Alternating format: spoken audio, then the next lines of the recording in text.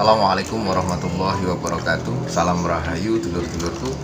Alhamdulillahirrahmanirrahim. Kita berjumpa lagi. Kali ini berbagi kegiatan untuk memberi extra food ya, sama vitamin herbal ini ya. Petik langsung dari kebun sendiri.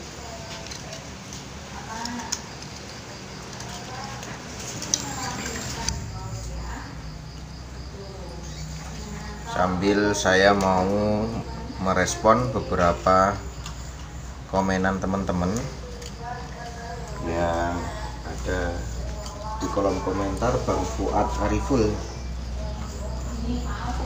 Fuad Ariful itu di kolom komentar tanya bedanya punai yang makan buah dengan yang makan bijian. Jadi setahu saya kalau ini tergolong, ada yang mengatakan punai tanah ya. Punai jenis ini bisa makan bijian, juga bisa buah-buahan juga mau dia.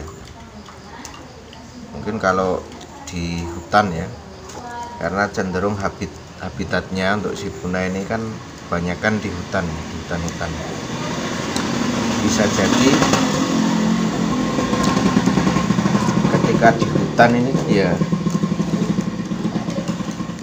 dia ketemunya makanan apa, yaitu yang dikasihkan ya, yang dia makan kan. Jadi kalau tertarik untuk punya rawatan punai ini, mungkin bisa aja dicek ke perawat sebelumnya. Misalkan beli di kios burung ya, tinggal tanya saja kira-kira perawatan sebelumnya itu pemberian pola pakannya seperti apa. Dan ini menurut saya juga burung apapun ya, itu sebaiknya lebih baik tanya ke perawat sebelumnya, mulai dari pola pakan yang diberikan itu apa. Ketika kita mengetahui jenis-jenis pakan yang diberikan sebelumnya, ini setidaknya memudahkan si burung yang kita beli itu untuk melakukan adaptasinya. Karena yang jelas ketika kita bawa pulang ke rumah, burung tersebut kan sudah melakukan, terbebani harus adaptasi lingkungan. Kalau kita makannya, jenis pakannya itu masih sama seperti pola pakan sebelumnya, jenis pakannya juga masih sama, saya pikir itu mempermudah burung tersebut untuk melakukan adaptasinya.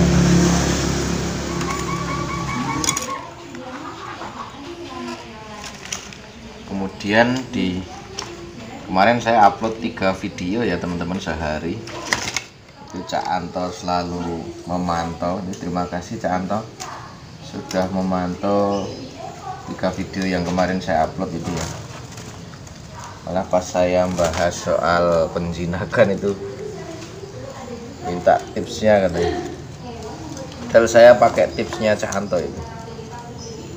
Jadi teman-teman yang mungkin belum melihat video saya sebelumnya, yaitu video yang saya membagikan tentang proses penjinakannya, sebenarnya itu sederhana teman-teman. Ini sambil ngasih jamu, sambil ngasih extra food, sambil saya praktekkan ya. Yang penting intinya, kata kuncinya, si burung tersebut kita ajak interaksi dengan tangan kita. Nah, ini. Dan sambil kita amati respon dia. Untuk burung yang masih kira sekali, itu tangan kita bisa dibasahi dulu ya teman-teman, dengan kondisi bulu dia yang sedikit basah nanti akan mengurangi tingkat kegirasan. Nah, ini misalkan seperti ini. Nah, ini kita tunggu sampai dia itu ya mau nangkring di tangan kita atau mau kita elus gitu. Nah, ini masih sensitif dengan gerakan juga ini, tapi cenderung lebih jinak dari terkuku yang satunya. Untuk burung rawatan menurut saya jinak itu penting sekali ya teman-teman. Karena kalau burung kita kurang jinak, sebenarnya bisa saja nanti manggungnya rajin bergacor ya. Hanya saja burung yang kurang jinak dia akan sensitif dengan adanya aktivitas manusia, sehingga ketika mungkin tiba-tiba kondisi rumah kita ramai gitu, si burung tersebut akan mudah mengalami stres ya. Dan sudah otomatis kalau burung tersebut terstres, manggungnya akan terganggu. Termasuk ini kayak metode-metode nangkap ini ya teman-teman, usahakan ya kita santai saja, jangan terburu-buru bernafsu ingin segera nangkap. Karena kalau terburu-buru dia merasa tertekan burung tersebut, ini tentunya akan menimbulkan stres. Dan kalau dalam tataran yang parah itu kayak kasusnya si Manis kemarin, ketika awal-awal kita jinakkan itu sampai dia nggak mau makan, itu loh tingkat stres yang berbahaya untuk burung langganan kita itu. Ketika dia mengalami stres tinggi dan dia nggak mau makan, ya mau tidak mau, ketika dalam kondisi seperti itu burung kita harus harus dilolong.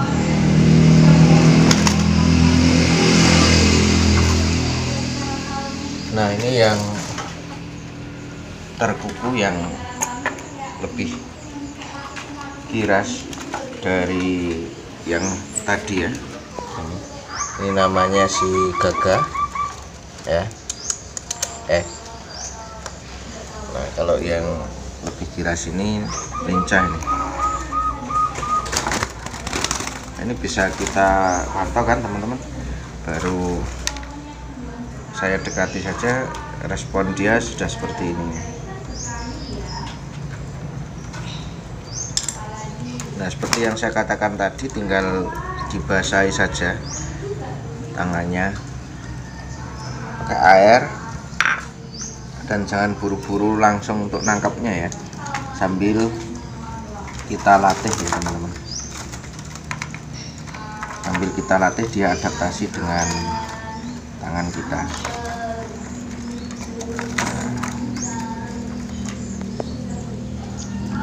Ini cara ini efektif karena ya salah satu sampelnya itu sudah berhasil saya terapkan untuk perkutur si Manis itu ya.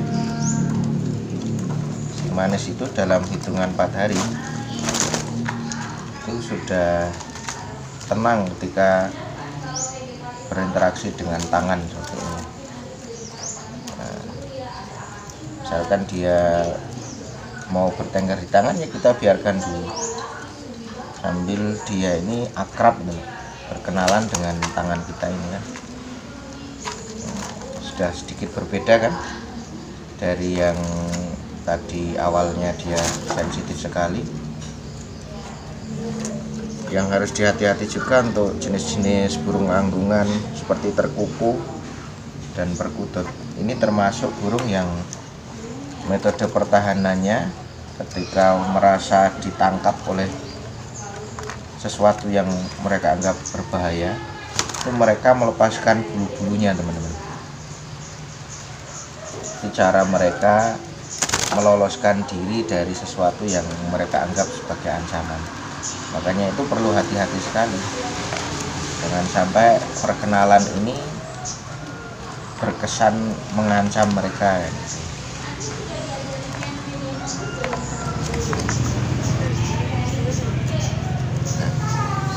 Dengan seringnya berinteraksi itu lama-kelamaan juga akan ini ya, akan jinak sendiri. Ini menurut saya metode ini efektif ya dilakukan, karena biasanya kita bisa rutin seminggu sekali sambil memberi extra food atau vitamin atau mungkin jamu-jamuan ya.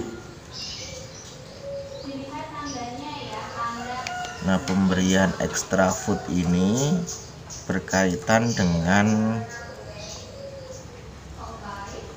ini ya, supaya dia bisa gacor. Nanti bisa, insya Allah saya akan bahas di video yang lainnya ya, apa kaitannya extra food dengan kegacoran burung kita gitu. Sementara ini saya nyari aman saja, yaitu hanya biji kacang hijau ini untuk extra food yang saya berikan. Dan untuk vitamin itu sementara saya pakai kelor. Perlakuan perawatan ini belum ada 1 bulan ya teman-teman, karena yang sebelum-sebelumnya saya kayak masih mencari-cari cara yang efektif gitu. Jadi misalkan dulu cara penjinakannya saya masih konvensional dengan mandi seminggu atau 1 atau 2 kali dalam seminggu itu. Kalau sekarang kan saya pakai metode yang tangan basah sedikit itu, dan yang penting berinteraksi. Kalau sudah mulai jinak, mulai dikurangi interaksinya biar tidak manja. Cuman seperti itu. Kemudian di kolom komentar kemarin juga ada komenan dari Bang Aris Sutrisna, komentar soal minta dikirimi sangkar ya. Dulu di awal saya membangun channel ini, saya memang pernah giveaway ya untuk bagi-bagi sangkar. Ternyata kendalanya ketika harus kirim ke luar daerah itu dihitung volumenya bukan beratnya ya. Jadi ketemunya biaya ongkos kirimnya bisa, kalau mau dibelikan sangkar lagi bisa kan gitu. Jadi susahnya pengiriman sangkar kalau hanya ini ya, kalau hanya sedikit, hanya satu buah misalkan, itu ya mahal di ongkosnya. Kayak misalkan sangkar yang ditanyakan Bang Fuad ya, Bang Aris ya, Bang Aris Sutrisna itu ya sangkar mentahan seperti yang kita lihat ini ya. Padahal kalau di tempat sini ini cuman 60-70 ribu harganya. Nah, biaya kirimnya kalau apalagi sampai keluar kota ya atau beda provinsi, itu saya pernah tanya, ini apalagi yang ini kan besar ya. Jadi dihitung volume luasan dari sangkar ini, jadi bisa sampai intinya beli sangkar lagi bisa kan. Jadi Bang Aris kalau pengen sangkar seperti ini main ke Wonogiri ya Bang, ngopi kita di Wonogiri. Dan untuk Bang Raden ya, Bang Raden sama Mas Anung Seto ya, caranya ya mudah. Untuk ini kan tanya tentang cara membuat si manis itu bisa jinak kan. Yang penting telaten ya, kemudian rutin dilakukan.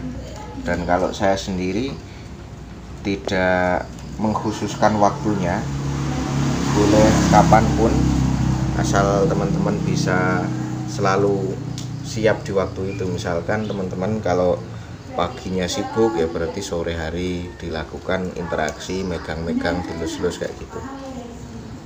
Lakukan itu setiap hari ya, karena 1 hari saja kita tidak melakukan biasanya sudah merubah perilakunya ini. Oke teman-teman, ini saya lanjutkan pemberian extra food dan vitamin dari biji kelor. Insya Allah nanti kita berjumpa di video selanjutnya, dan terima kasih teman-teman yang sudah bergabung di kolom komentar. Semoga respon saya tadi bisa bermanfaat untuk teman-teman yang berkomentar maupun teman-teman lain yang menyaksikan video ini. Insya Allah kita berjumpa di video saya selanjutnya. Assalamualaikum warahmatullahi wabarakatuh.